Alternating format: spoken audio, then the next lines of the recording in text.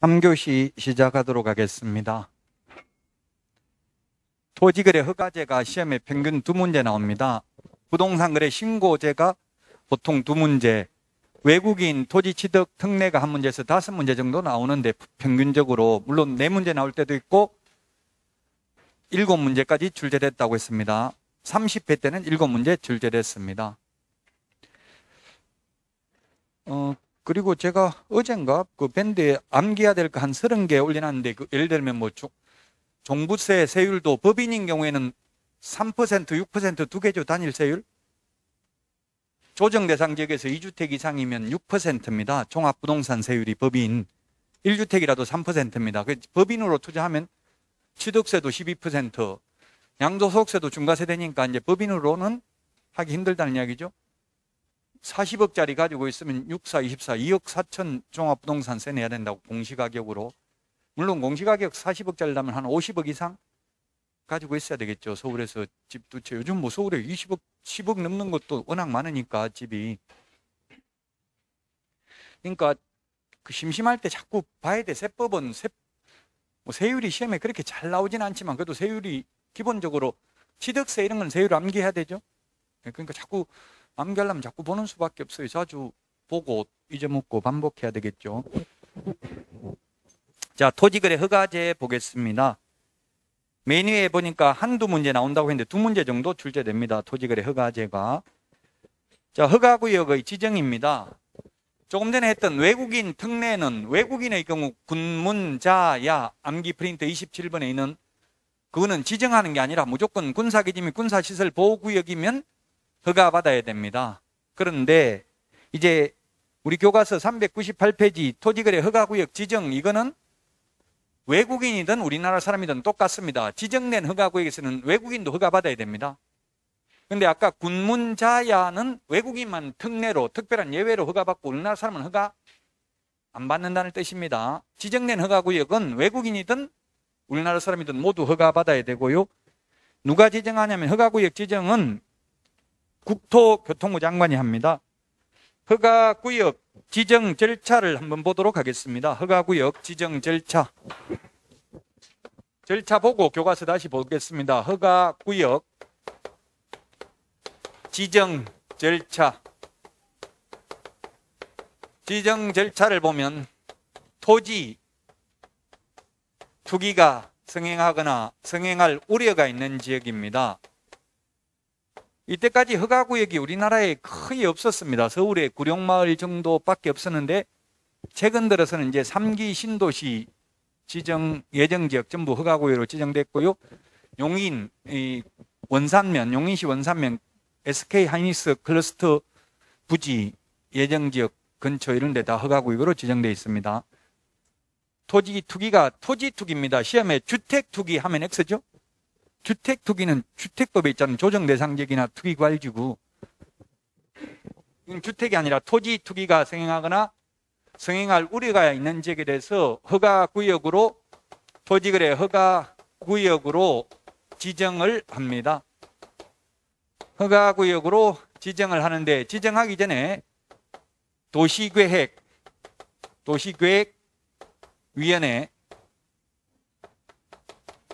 심의를 거쳐야 됩니다. 심의를 거쳐서 허가구역으로 지정합니다. 우리나라에 위원회가 600개 정도 있습니다. 이거는 민주적 정당성을 확보하기 위해서 지자체장들이 자기가 책임을 안 지기 위해서 이렇게 심의위원회, 뭐 검찰도 검사 수사심의위원회 이런 거 거치니까 이재용 그 삼성 부회장인가 이분도 수사심의위원회에서 수사하지 말라고 했어요. 프로포폴 뭐 이런 거 맞은 거. 그 위원회 이거는 거의 뭐 저도 위원회에 참석해 봤는데 이 위원들이 반대 못합니다. 임명권자한테 반대해버리면 다음에 위촉해야 하네요. 절대 안 하죠. 돈 받고 회의하면 회의 수당 받고 이러는데 굳이 반대할 이유가 없습니다. 사실 형식적인 절차인데 어쨌든 그래도 심의위원회 심의를 거쳐야 됩니다. 허가구역 지정권자가 지정하겠다는데 심의위원회에서 반대하는 사례는 없었다는 이야기예요. 결론은 거의 뭐 거수기에 불과합니다. 그러나 심의를 거쳐야 되고요. 심의 전에 재지정의 경우에만 의견을 청취해야 됩니다. 의견 청취, 지방자치단체 의견을 청취해야 됩니다. 장관이 재지정하는 경우에는 시도지사 및 시장군수구청장 의견을 들어야 되고요. 시도지사가 재지정하는 경우에는 시장군수구청장 의견을 들어야 됩니다. 결론은 처음 지정하는 거하고 재지정하는 거 뭐가 더 까다롭다 절차가? 재지정이 까다로워요. 처음 지정할 때는 의견 청취 안 한다고요. 재지정할 때만 의견 청취해요. 왜냐하면 허가구역을 5년 범위 내에서 지정을 하는데 허가구역 지정되면 사유재산권 침해 우려가 있다고요. 우리나라에서 모든 용도, 지역, 지구, 구역이 지정됐다고 해서 국가가 토지 소유자에게 손실보상을 해주지 않죠. 예를 들면 도시지역, 중심상업지역으로 지정됐거나 개발제한구역이나 자연환경보전지역으로 지정됐다고 해서 국가가 땅값 내려갔으니까 손실보상해주고 이런 거 없잖아요. 그래서 토지거래 허가구역으로 지정되면 아무래도 허가 받아야 되고 까다로우니까 거래가 더 안 되고 거래가 안 되면 땅값이 내려갈 가능성이 있죠. 그래서 재지정하면 또 5년 지정했다 5년 더 연장하면 그만큼 사유재산권 침해되니까 더 절차를 까다롭게 해놨다고. 재지정의 경우 보통 판교나 이런 데 보면 3년간 지정됐다가 재지정됐어요. 판교하고 또 저 일산 그 앞에 보면 일산 신도시 앞에 보면 아직 허벌판 많이 있잖아요. 그 언젠가는 건물 지을 가능성이 많겠죠. 근데 허가구역으로 지정되어 있습니다. 지금 재지정 절차가 더 까다롭다는 이야기입니다. 재지정의 경우에는 즉시 효력이 발생하고요. 처음 지정했을 때는 5일 후에 효력이 발생합니다. 허가구역 지정은 5년 범위 내에서 합니다. 5년 동안이 아니라 5년 이내. 5년 범위 내에서 허가구역을 지정합니다. 5년 동안 하면 X입니다.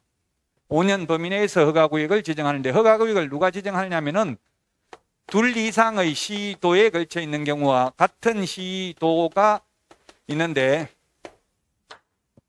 둘 이상의 시도에 걸쳐 있는 경우에는 국토교통부 장관이 지정을 합니다. 동일한 시도인 경우에는 원칙 시도지사, 예외 국토부 장관입니다.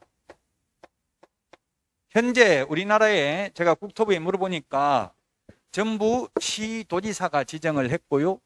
국토부 장관이 직접 지정한 곳은 세종특별자치시만, 세종시는 국가가 개발하는 거잖아요. 완전히 그 행정 복합 중심 도시로 개발을 하기 때문에 세종특별자치시는 국토부 장관이 허가구역으로 지정했답니다. 그 외에는 전부 시도지사가 지정했어요. 경기도에 있는 거는 경기도지사가. 자, 국토교통부 장관이 지정을 하고 나면 공고합니다. 공고하면 5일 후에 효력이 발생합니다. 5일 후 효력 발생. 5일이라는 숫자 우리 시험에 나올 수 있는 게 두 개입니다. 여기 5일이 있고요. 자격 취소한 경우 5일 이내 시도지사는 국토부 장관에게 보고하고 다른 시도지사에게 통지해야 된다. 공고하고 통지를 하는데 통지는 어디다 통지를 하냐면 시도지사를 거쳐서 시장군수구청장에게 통지를 합니다. 시장군수구청장은 통지받으면 지체 없이 관할 등기소장에게 통지를 해야 됩니다. 등기소장에게 통지를 해야 되고요. 그 다음에 지체 없이 7일 이상 공고하고 15일간 일반이 열람할 수 있도록 해야 됩니다. 7공주파 이렇게 기억하십시오. 시험에 15일 이상 공고하고 7일간 열람한다고 하면 X입니다. 7공주파 7일 이상 공고 15일간 열람입니다. 자, 그 다음에 시도지사가 지정을 한 경우 시도지사가 공고해야 되고요. 공고하면 5일 후에 효력 발생하는 것 똑같고요. 통지는 시도지사가 지정을 한 경우에는 국토교통부 장관에게도 통지를 해야 되고요. 그 다음에 시장군수구청장에게도 통지해야 되고 시장군수구청장에게 통지하면 이 절차는 그대로 똑같습니다. 국토부 장관이 지정을 했다면 이 절차와 똑같게 되겠죠. 자, 이걸 보고 책을 보충하도록 하겠습니다. 398페이지 허가구역 지정 1번 국토부 장관 또는 시도지사입니다. 두 번째 줄 토지 투기 적거래가 성행 토지 동그라미 하세요. 토지 시험에 토지 대신에 주택 하면 X라고요. 투기적인 거래가 성행하거나 지가가 급격히 상승하는 지역과 그러한 우려가 있는 지역이니까 아직 안 올라도 지정할 수 있습니다. 5년 동안이 아니라 5년 범위 내에서 이내의 기간을 정하여 허가기구로 지정할 수 있다. 5년 범위 내에서입니다. 암기 프린터 41번에 동그라미 7번에 5년 이내에 있습니다.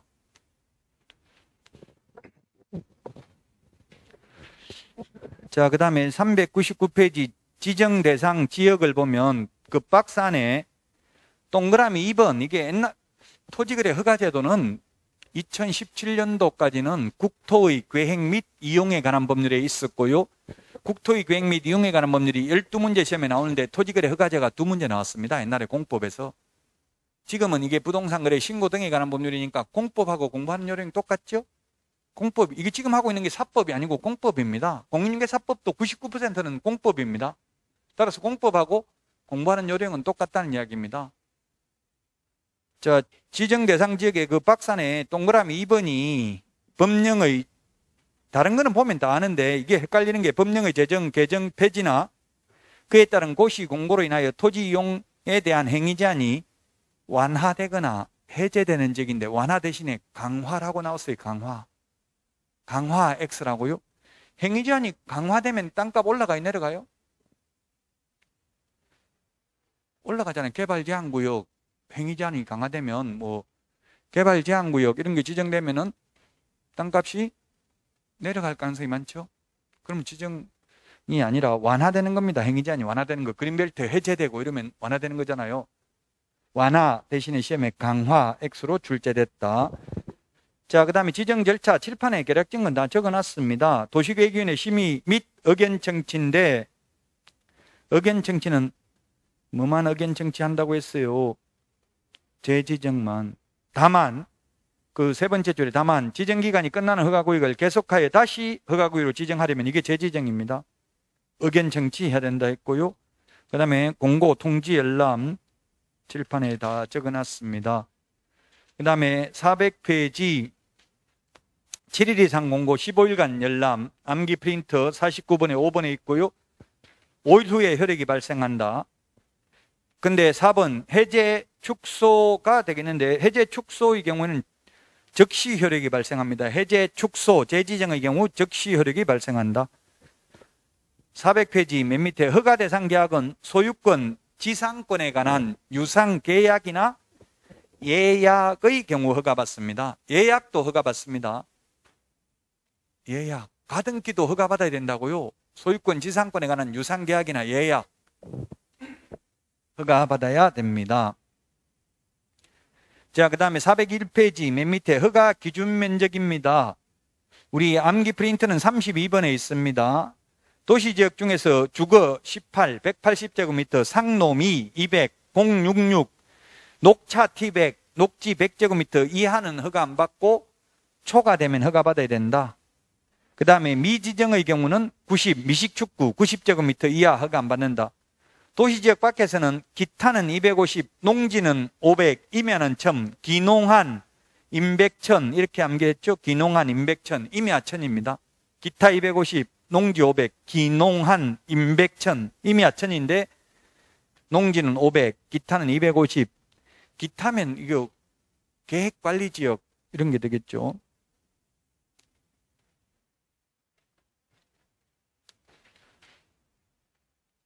(250) 초과인 경우 허가받아야 됩니다. 어제 그 길 가다 보니까 플랜카드에 5천만 원 군포 대하미역이 있는데 5천만 원 뭐 역세권 5분 안에 있는 거 5천만 원 토지 판다고 플랜카드 걸어놨더라고요. 그 전화해 보니까 공유 지분이냐 아니면 단독 필지냐 물어보니까 공유 지분이더라고요. 8명이 공유한다더라고요. 그 용도 지역 지구 구역이 뭐고 지목이 뭐냐 물으니까 임야라더라고. 임야 산 개발 제한구역이고 임야고 그것도 공유 지분이고 그 평당 50만 원 정도 되더라고요. 그 임야인데 싸요 비싸요? 평당 50만 원 개발 제한구역이고 임야인데 싸요? 그거는 지금 3기 신도시나 이런 거 지정돼 가지고 산 무너뜨리지 않는 한 팔기 힘듭니다. 그거는 제가 볼 때는 그게 개발 영원히 안 될 것 같은데 어쨌든 또 팔고 싶어도 공유 지분이면 팔기 힘들죠. 제가 기획부동산입니까? 물어보니까 아니라고 하더라고요. 그 기획부동산이 뭐 나쁜 건 아니에요. 기획이라는 말이 우리 회사의 비상기획부, 기획부 좋은 데잖아요. 없는 걸 있는 것처럼 꾸미내는 이런 의미로 많이 사용해요. 기획부동산이라는 거는. 그 가급적이면 여러분들이 공유 지분은 투자 안 하는 게 좋아요. 이번에 3기 신도시 뭐 공무원, 그 국회의원, 뭐 보좌관 이런 사람들 발표되는 거 보니까 공유 지분을 진짜 기획부동산에서 쏘가서 한 사람도 있더라고요. 근데 기획부동산이 그건 개발 정보를 다 알기 때문에 또 개발될 걸, 수용될 걸 그렇게 팔았기 때문에 돈 되는 거죠. 수용 안 되면 못 판다고요. 공유 지분이면. 그 공유 지분으로는 가급적이면 하지 말라고요. 팔고 싶어도 개발돼 가지고 수용 안 되지 않는 한 팔기 어려우니까. 자, 이 기준 면적의 10% 이상 300% 이하 범위에서 따로 정하여 공고하는 경우는 그 기준을 따릅니다. 옛날 공법 시험에 이게 많이 나왔다고요. 면적이, 기준 면적이 암기를 해야 된다고요. 암기 프린트 32번에 있습니다. 자, 그 다음에 양가로 2번 402페이지 국가 등의 토지 거래 계약에 관한 특례. 특례가 뭐라고 했어요? 특별한 예외라고 했죠? 그럼 특별한 예외라는 말은 무슨 말이에요? 국가 등, 원래는 허가 받아야 되는데 국가 등은 허가 안 받아도 된다 이 말이죠. 예외니까. 원래는 허가 받아야 되는데 동그라미 1번 공공기관 등의 협의로 허가 간주. 협의하면 허가 받은 걸로 간주하니까 허가 따로 받을 필요 없다. 그 공공기관 이름, 공공단체 이름 그 박스 안에 있죠. 402페이지. 이게 30회 시험에 한번 나오기는 했어요. 출제는 됐는데 암기할 수가 없어요. 이거 전부 다. 국민연금공단 이런 거 어떻게 다 암기할 거냐고 시험에 한 번 딱 나왔는데 35년 동안 또 나오면 틀려줘야 돼. 이거는 공공기관, 공공단체 다 암기하는 거 나오면. 자, 동그라미 2번 허가규정 적용 배제입니다. 배제. 합격을 하려면은 버릴 줄 알아야 돼. 이게 다 100% 공법도 어려운 게 뭘 공부해야 될지 이걸 모르니까 어려운 거예요. 법조문 다 암기하려고 하면 불가능이죠. 한 2000개 조문이 되는데 공법이면. 그러니까 잘 안 나오는 거는 버리고 그냥 80점 받는다고 공부를 목표를 삼아서 공부를 하면 60점은 나온다고 공법.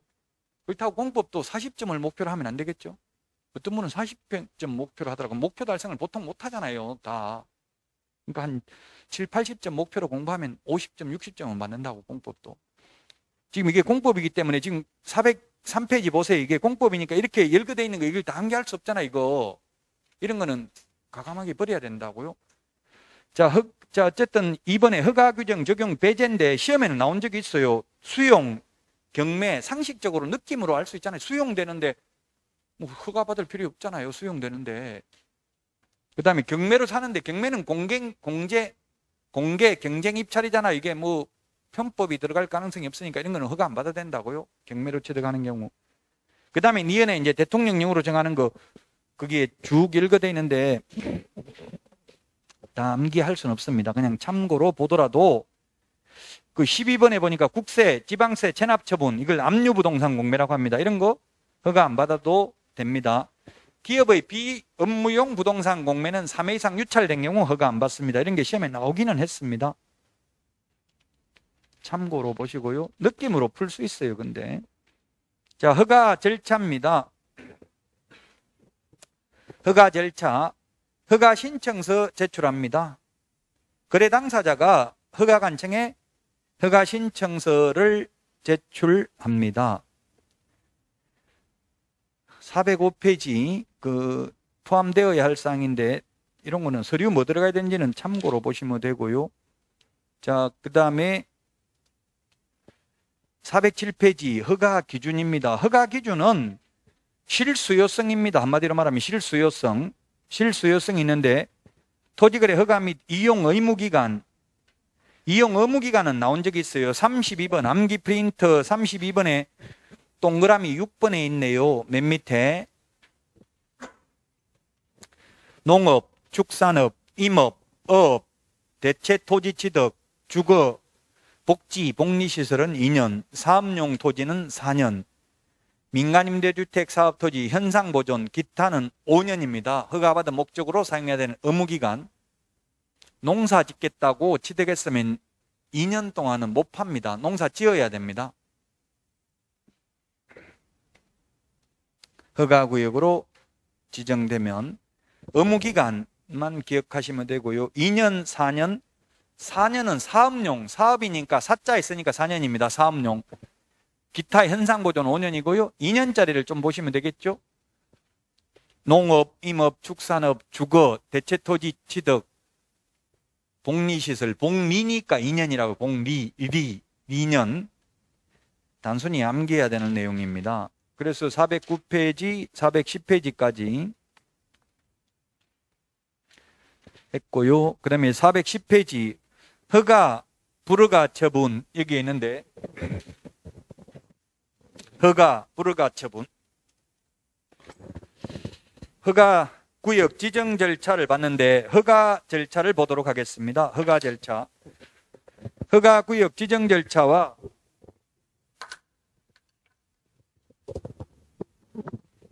자, 허가 구역 지정 절차와 허가 절차가 시험에 잘 나오는데 이게 허가 구역 지정 절차를 봤고요. 그 다음에는 이제 허가 절차를 보도록 하겠습니다. 허가 절차.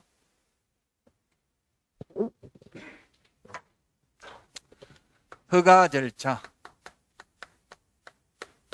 시험에 감정평가사 시험에 출제됐고 우리 공법 시험에도 나왔는데 즉 허가구역 지정권자와 허가권자를 바르게 연결한 것은 시험에 이렇게 나왔어요. 허가구역 지정권자는 누구였어요? 국토부 장관 또는 시도지사. 허가권자는 시장, 군수, 구청장. 공법 시험에 그 시장, 군수, 구청장인지 시도지사인지 국토부 장관인지 이런 거 많이 묻죠? 예를 들면 도시계획 입안 결정권자는 누구예요? 도시계획 입안 결정권자는 국토부 장관, 시도지사, 시장, 군수, 시장, 군수, 구청장 누구냐고요? 도시계획 입안 결정권자는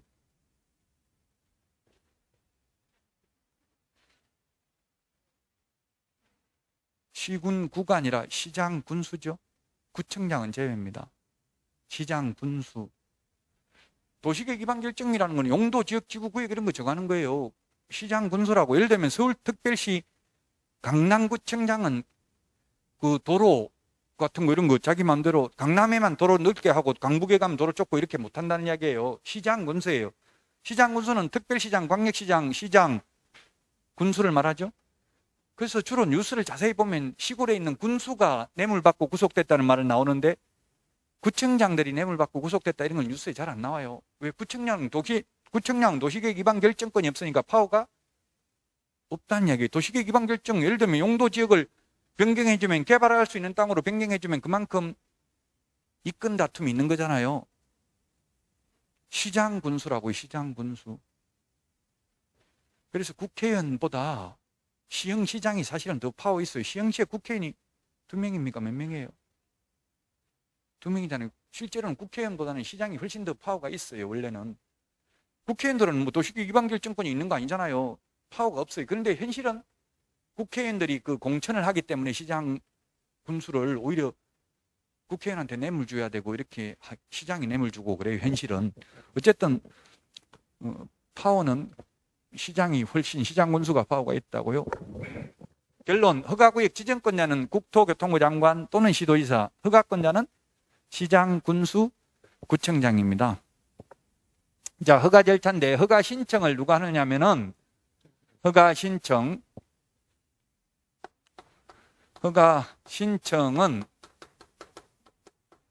거래 당사자가 합니다. 거래 당사자가 허가 신청을 하면은 심사를 합니다. 그냥 허가를 해주는 게 아니라 심사를 해서 시장, 군수, 구청장이 허가권자입니다. 시장, 군수, 구청장. 허가 신청을 어디다 한다고요? 시장, 군수, 구청장, 허가권자. 시장, 군수, 구청장, 허가권자. 그냥 허가권자라고 하겠습니다. 허가권자가 시장 등입니다. 시장 등에게 거래 당사자가 허가 신청을 하면 허가권자인 시장, 군수, 구청장은 바로 허가를 내주는 게 아니라 심사를 합니다. 그 심사 기간이 며칠이라고 되어 있어요. 우리 법에는 민원 처리에 관한 법률에 따른 민원 처리 기간 내에 이렇게 되어 있고요. 시행령에는 15일 이내에 이렇게 되어 있습니다. 똑같은 말입니다. 민원 처리에 관한 법률에 따른 민원 처리 기간 내에 또는 15일 이내에 허가 처분을 하거나 또는 불허가 처분 사유를 서면으로 통지하거나 또는 선매 협의 사실 통지, 이 세 개 중에서 하나는 해야 됩니다. 셋 중에 아무런 조치를 안 하면 16일째 되면 허가받은 것으로 간주한다, 본다. 허가증 내줘야 됩니다. 16일 되면. 세 개 중에 하나의 처분은 해야 된다고요. 만약에 허가 처분을 받았다면 허가받은 목적으로 사용해야 됩니다. 허가받은 목적으로 사용해야 되는데 만약에 사용을 안 하면, 허가받은 목적으로 사용을 안 하면 이행명령을 합니다. 이행명령은 3개월 이내에 기간을 정하여 서면으로 이행명령을 합니다. 허가받은 목적으로 농사 짓는다고 했으면 농사 지어라, 이렇게 3개월 이내에 기간을 정해서 이행명령을 합니다. 근데 이행명령을 따르면 되는데 이행명령을 따르지 않는 경우에는 이행강제금을 부과합니다. 이행강제금은 법률에는 10% 범위 내에서 대통령령으로 정하는 이행강제금을 부과합니다. 방치하면 10%, 그 다음에 뭐 기타 7% 이런 식으로 이행강제금을 부과합니다. 자, 그 다음에 이행강제금은 1년에 한 번씩 부과합니다. 허가받은 목적대로 사용해야 되는 의무기간 동안 2년, 4년, 5년 있었죠? 그 의무기간 동안만 부과를 하고, 만약에 이행을 하면 새로운 이행강제금 부과는 즉시 중지를 하되 이미 부과된 것은 징수해야 됩니다. 시험에, 공법시험에 이행강제금 제도가 있는 법으로 바르게 연결된 것은, 옛날에 이게 국토의 계획 및 이용에 관한 법률이 있었다고 했잖아요. 옛날 공법 답은 국토의 계획 및 이용에 관한 법률, 건축법, 농지법 세 개가 답이었어요. 지금은 건축법하고 농지법에 있죠, 이행강제금이. 건축법에서 주요 건축법을 위반하면 100분 50범 이내에서, 기타 건축법 위반하면 100분의 10범 이내에서 이행강제금을 1년에 2회 범위 내에서 부과징수한다고 되어 있잖아요. 농지법은 1년에 한 번 20%, 농지법에서도 지금 뭐 LH 투자한 거 이런 거, 농지를 농사 안 지면 농사 지으라고. 근데 그건 좀 힘들 것 같아. 그 해도 벌써 이미 상기 신도시 1년 후 되면 다 될 것 같은데, 이행명령을 한다고 농사 지으라고 하고 농사 안 지으면 이행강제금 20% 부과할 수 있다. 또 농지법에서 불법으로 농지취득자격증명 받으면, 우리 시험에 나온 적은 없는데 이번에 이제 이 LH 사태가 터지면서 법조문을 보니까 5년 이하의 징역이나 5천만 원 이하의 벌금이더라고요. 거짓으로 농지취득자격증, 농사 짓지도 않으면서 짓는 것처럼 거짓으로 하면 그런 벌금을 부과할 수도 있을 것입니다. 이행강제금 농지법에 있고요. 부동산 거래 신고 등에 관한 법률에 있고요. 그 다음에 부동산 실권리자 명의 등기에 관한 법률에 있고요. 장사 등에 관한 법률에도 이행강제금이 있습니다. 이행강제금은 한 번만, 벌금은 딱 한 번만 부과하는데 이행강제금은 한 번만 부과하는 게 아니라 이행될 때까지 계속 반복 부과 징수하는 특징이 있습니다. 불허가 처분을 받으면 1월 이내에 이의신청을 할 수 있고 매수 청구를 할 수도 있습니다.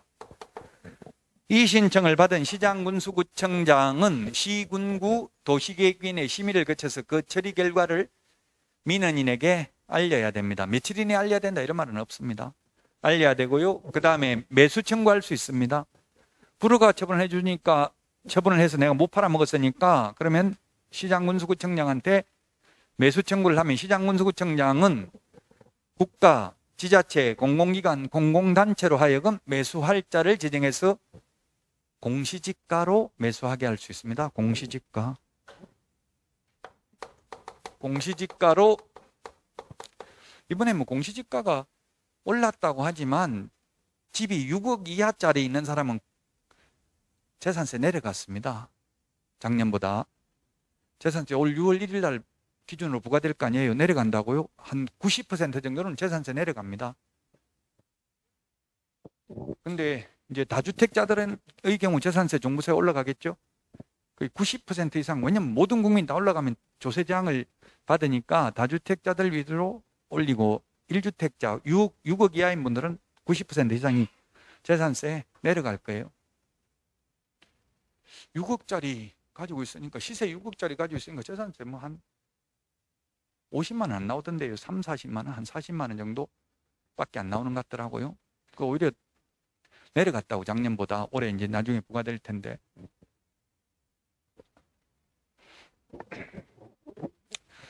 자, 공시지가를 기준으로 한다는 것. 감정 가격이 아니라 공시지가입니다. 항상 낮은 가격이 있으면 낮은 가격으로 매수를 해야 됩니다. 국가 공공기관은 왜? 국가 공공기관은 높은 가격으로 사주고 차익을 리베이트로 받을 가능성이 많잖아요. 농지법에도 한국농어촌공사에 매수 청구할 수 있잖아요. 농지법에서도 이행명령을 받으면, 농지처분 명령을 받으면. 그래서 농지법에서도 마찬가지고 항상 낮은 가격이 있으면 낮은 가격으로, 농지법에서도 공시지가를 기준으로 매수 청구할 수 있지만 인근 시세가 더 낮은 경우 낮은 가격으로 매수해야 됩니다. 자, 그 다음에 선매 협의 사실 통지인데, 선매라는 것은 뭐냐면 선매, 먼저 선자, 먼저 판다는 뜻이에요. 먼저 산다는 뜻이에요. 우리 매매할 때 팔매자, 살매자거든요. 매매라는 뜻이 팔고 사는 게 매매입니다. 이는 살매자입니다. 이 선비사자가 있으면 팔매자입니다. 이익을 붙여서 판다, 이렇게 생각하면 되겠죠. 그래서 선매라는 건 먼저 사겠다는 이야기입니다. 누가 먼저 사냐? 국가, 공공기관, 공고단체. 선매하는 사람하고 매수 청구했을 때 매수하는 사람하고 같습니다. 국가, 지자체, 공공기관, 공공단체. 그 공공기관, 공공단체 다 암기할 수 없다고 했죠? 시험에 나오면 틀려야 돼요. 틀리라고 내는 거는. 아니면 찍으면 되고요. 100점은 받을 수 없는 시험이에요. 이게 공인중개사법도 사이드에 있는 거 잡다한 게 나오기 때문에. 자, 선매 절차를 보면, 선매 절차를 따로 보면, 선매는 다시 책 볼 겁니다. 계략적인 절차를 보고. 자, 허가 신청이 있으면 허가 신청을 하면은 15일 이내에 허가 처분을 하거나 불허가 처분 사유를 서면으로 통지하거나 선매 협의 사실을 통지해야 된다고요. 15일 이내에 선매 협의 사실을 통지해야 된다. 선매 협의 사실을 통지해야 된다. 이 토지는 국가 공공기관, 공공단체가 먼저 우선 협상을 할 수 있는 토지이므로 15일 안에 허가를 못 내주겠습니다. 선매자를 먼저 살 사람을 지정해서 알려줄 테니 그 사람하고 우선 협상을 해보십시오. 똑같은 가격이면 그 사람한테 이왕이면 팔도록 선매 협의, 우선 협상을 할 수 있는 권리입니다. 그래서 선매 협의 사실을 통지하고요. 그 다음에 허가 신청이 있은 날로부터 1개월 이내에 선매자를 지정해서 통지해 줍니다. 선매자 지정 통지. 시장군수구청장이 LH 한국토지주택공사가 선매자로 지정이 됐으니 LH하고 먼저 우선 협상을 해보시기 바랍니다 하고 통지를 해주고요. 그 다음에 선매 지정 통지를 받은 날로부터 15일 이내에 선매 협의를 시작해야 됩니다. 선매 협의를 착수 시작해야 된다. 시작을 해야 되고, 선매자 지정 통지를 받은 날로부터 1월 이내에 선매 협의를 완료해야 됩니다. 선매 협의를 완료해야 되고, 그 다음에 선매 협의 완료 조서 제출도 해야 됩니다.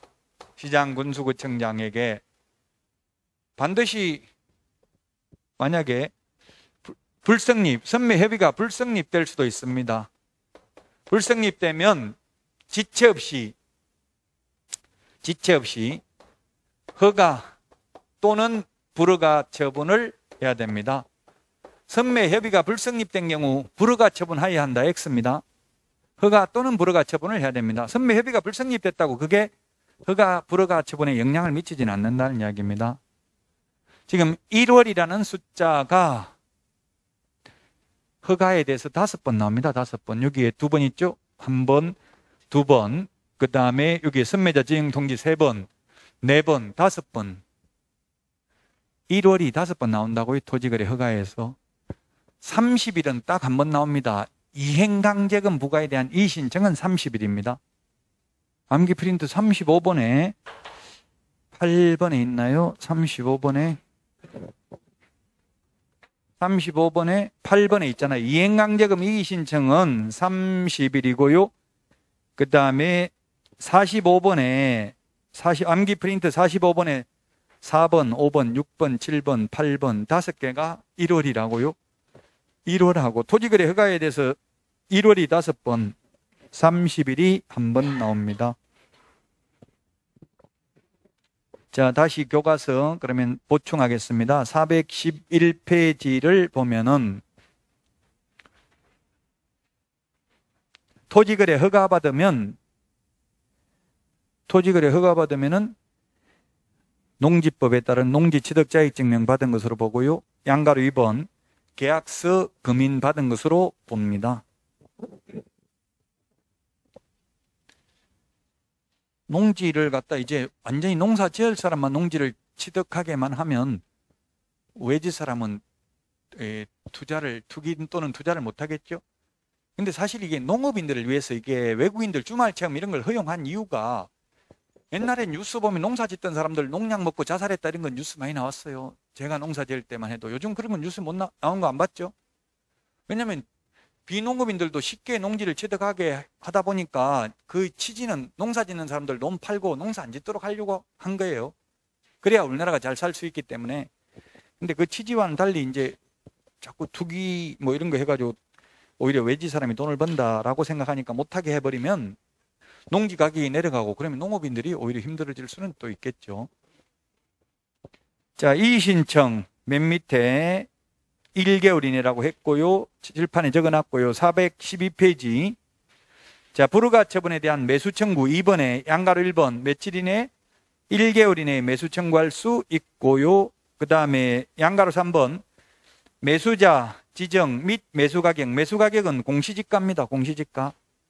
단 허가 신청서에 기재된 가격이 더 낮은 경우는 낮은 가격이다.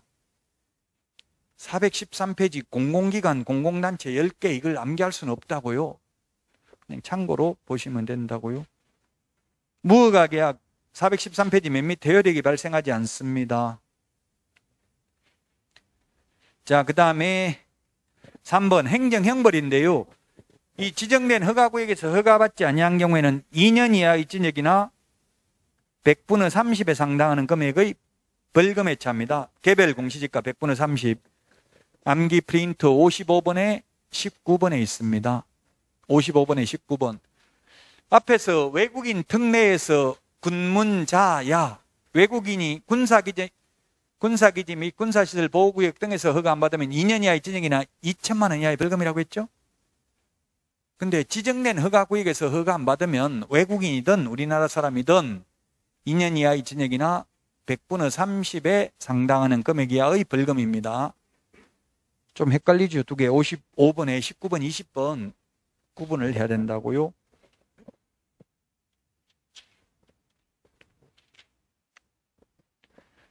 자, 그 다음에 417페이지 417페이지입니다.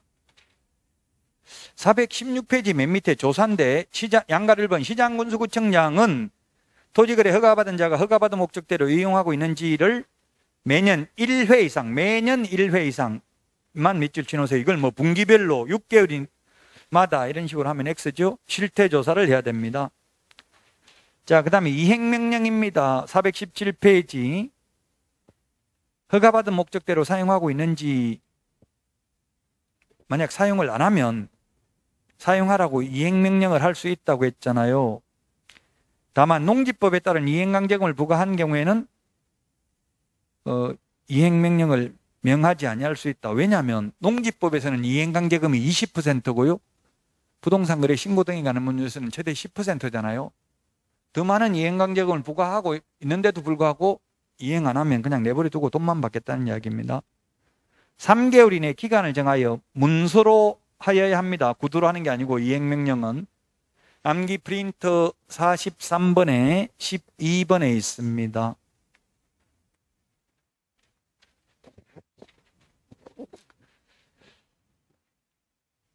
동그라미 4번 부과 금액인데요.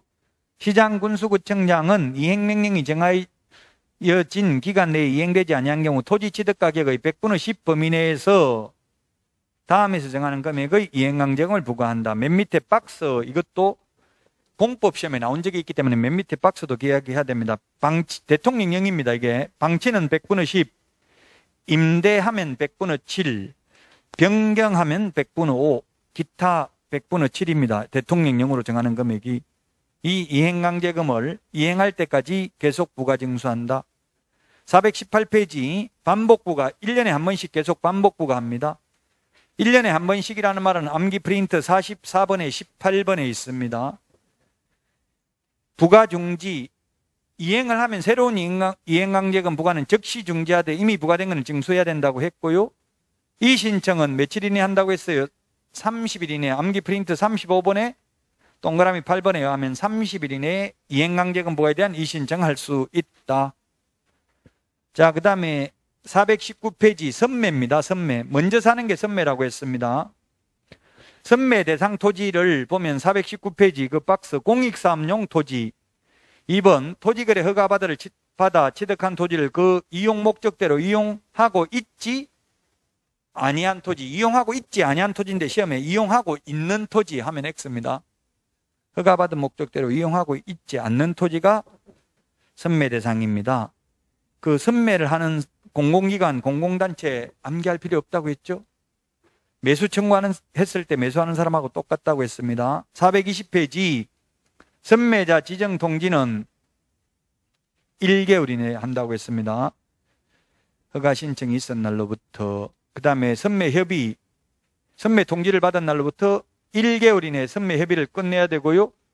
그 다음에 선매자로 지정됐냐는 그 지정 통지를 받은 날로부터 15일 이내에 매수가격 등 선매 조건을 기재한 서면을 토지 소유자에게 통지하여 선매를 하여야 하며 지정 통지를 받은 날로부터 1개월 이내에 선매 협의 조서를 시장군수구청장이 제출해야 된다.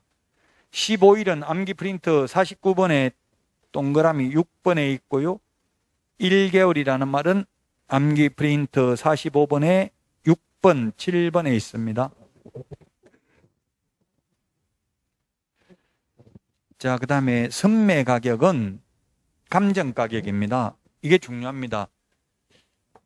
불허가 처분을 받아서 매수 청구할 때 매수 가격은 공시지가, 감정 가격, 뭐가 더 비싸요? 감정 가격하고 공시지가하고? 감정 가격이라는 건 시세라는 말이죠. 시세.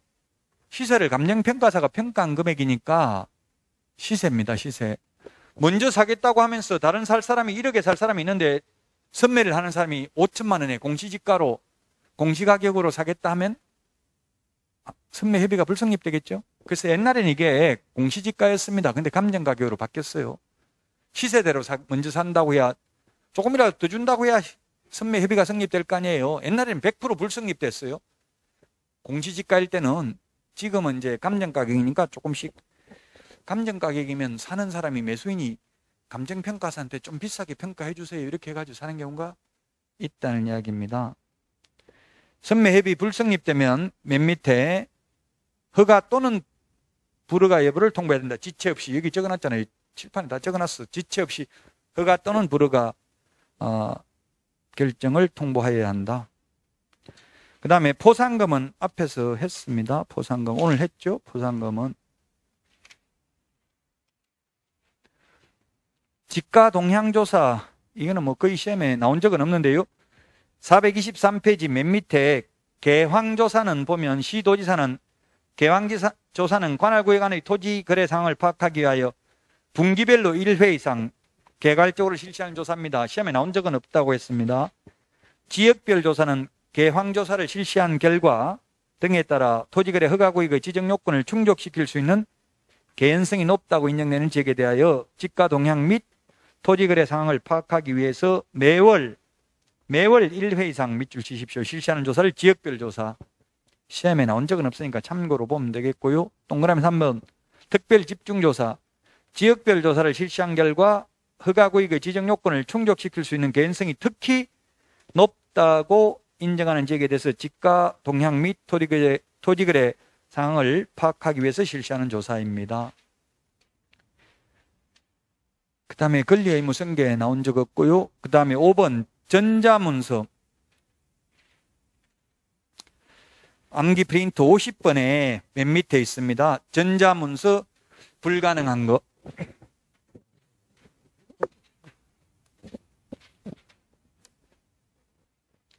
50번의 암기 프린터 맨 밑에 전자문서 불가능 있습니다.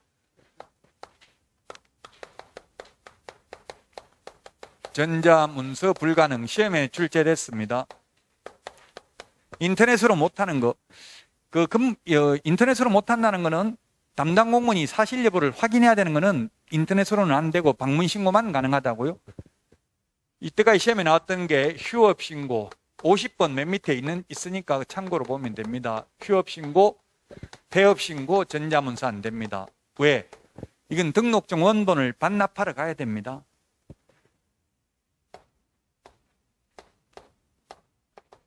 고용신고는 전자문서가 가능한데 고용관계 종료 신고는 전자문서가 안 됩니다. 시행규칙 8조에 보면은. 그래서 요거는 좀 시험에 3번은 안 나온다 하더라고. 국토부 장관이니까 제가 자꾸 따지니까 지금 현실적으로는 전자문서가 가능해요. 현업에서 이게 고용관계 종료 신고가. 제가 자꾸 왜 법에는 안 된다고 돼 있는데 위반하고 있냐 이렇게 했더니만 너 때문에 이제 앞으로는 안 하겠다. 전자문서 삭제하겠다 하더라고요. 지금은 되는지 안 되는지 모르겠어요. 얼마 전까지 됐었어요. 전자문서가. 근데 법에는 된다는 말이 없는데 하고 있었다고 현실적으로. 그래서 제가 시험에 안 나온다더라. 이런 건 안 나온다 이러더라고요. 안 나와도 나는 강사기 때문에 된다 안 된다 분명히 말을 해야 된다. 강의하려면 빨리 이 되는지 안 되는지 말해달라니까. 그럼 시험에 나오면 법대로 법 조문대로 해야지 현실적인 걸 시험에 내지는 않는다. 출제위원들은 법 조문 보고 하지 현실적으로 되는지 안 되는지는 모르잖아요. 출제위원들이. 그래서 뭐 현실적으로 이게 되고 있는데 어쨌든 법 조문상은 안 된다. 앞으로는 아마 안 되게 한대요. 어쨌든 공인중개사법에서 1번, 2번은 나왔고요. 3번은 시험에 안 나왔습니다. 자, 그 다음에 부동산 거래 신고. 우리 교과서는 거기에 보면 지금 427페이지 그 박스에 보면 박스에 되어 있는 게 이게 지금 부동산 거래 신고 전자문서로 가능한 걸 적어 놓은 거거든요. 지금 이거는. 시험에는 지금 전자문서로 안 되는 게 그 박스 밑에 양가로 1번 주의할 점은 이러이러한 거는 전자문서 안 된다고 돼 있잖아요. 지금 전자문서로 되는 것만 적어놨어요. 안 되는 게 뭐가 있느냐 하면 이제 4번인데 단독으로 그 맨 밑에 우리 교과서는 양가로 1번 주의할 점은 동그라미 1번에 있잖아요. 신고를 거부해서 단독으로 부동산 거래 신고. 이 말은 국가 등이 단독으로 부동산 거래 신고할 때는 전자문서 가능하다는 이야기예요. 계약 일방 당사자가 국가 등인 경우는 아까 국가 등이 단독으로 해야 된다고 했잖아요. 그건 전자문서 가능해요. 국가 등이 속이지는 않는다고 보는 거예요. 그러나 한 명이 서명 또는 날인을 거부해서 상대방이 단독으로 부동산 거래 신고할 때는 계약서 사본과 사유서를 제출해야 되잖아요. 그 내용이 사실인지 여부를 공무원이 확인해야 되니까 전자문서 안 된다고. 요것만 3번 요것만 논리적으로 이해하기 어렵다고. 요거는 지금 4번은 그래서 전자문서 안 되고요. 그 다음에 한 명이 신고를 거부해서 단독으로 해제 신고하는 경우, 단독으로 해제 신고하는 경우도 전자문서 안 됩니다. 한 명이 거부해서 단독으로 하는 경우. 전부 한 명이 거부하면 상대방이 단독으로 하는 경우는 전자문서 안 되고요. 그 다음에 주소, 전화번호, 휴대전화번호, 정정. 이거는 단독으로 계약 일방 당사자가 단독으로 할 수 있기 때문에 전자문서는 안 됩니다. 이거 빼고 나머지 주지사, 종목 5가지 정정 가능하다고 했잖아요. 요거 하나 빼고 나머지는 전자문서 가능해요. 그 다음에 면적 변경 없이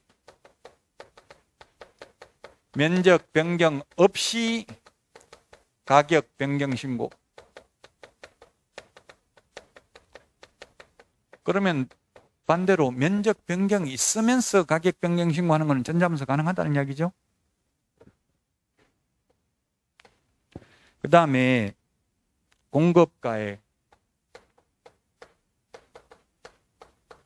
선택분모,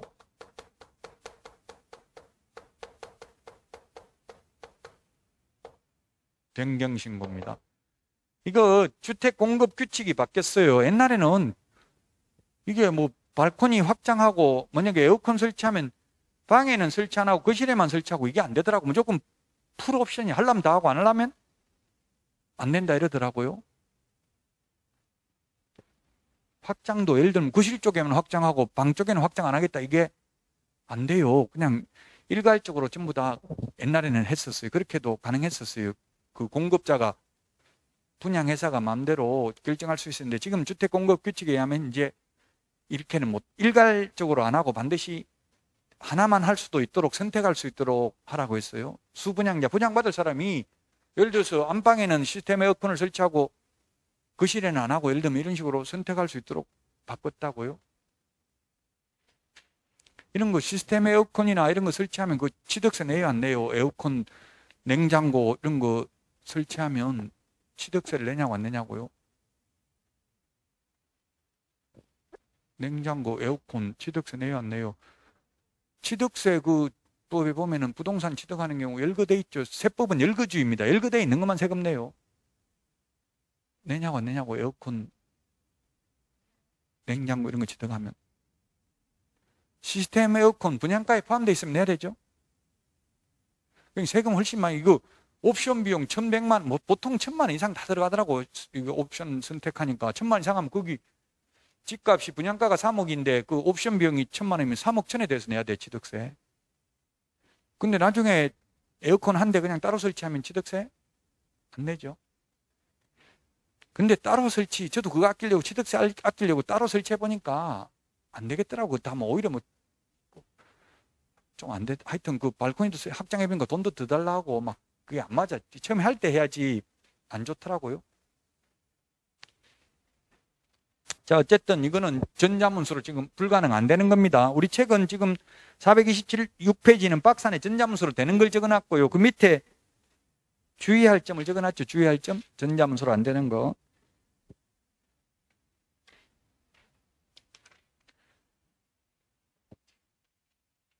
자, 여기까지 하고 고유 식별 정보 그 뒤에는 시험에는 거의 나온 적이 없어요. 나온 적 없는 거는 생략하고 이제 다음 주에는 아마 지난달은 앞에 있는 그 442페이지부터 실무 부분을 거의 앞에 보는 시험에는 거의 안 나오기는 해요.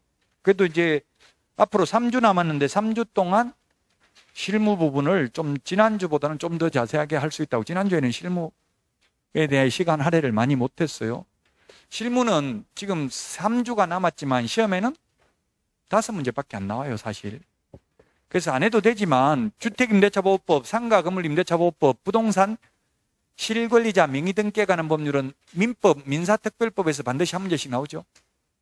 근데 민법은 시간이 없어서 거의 못하잖아요, 뒤에 민사특별법.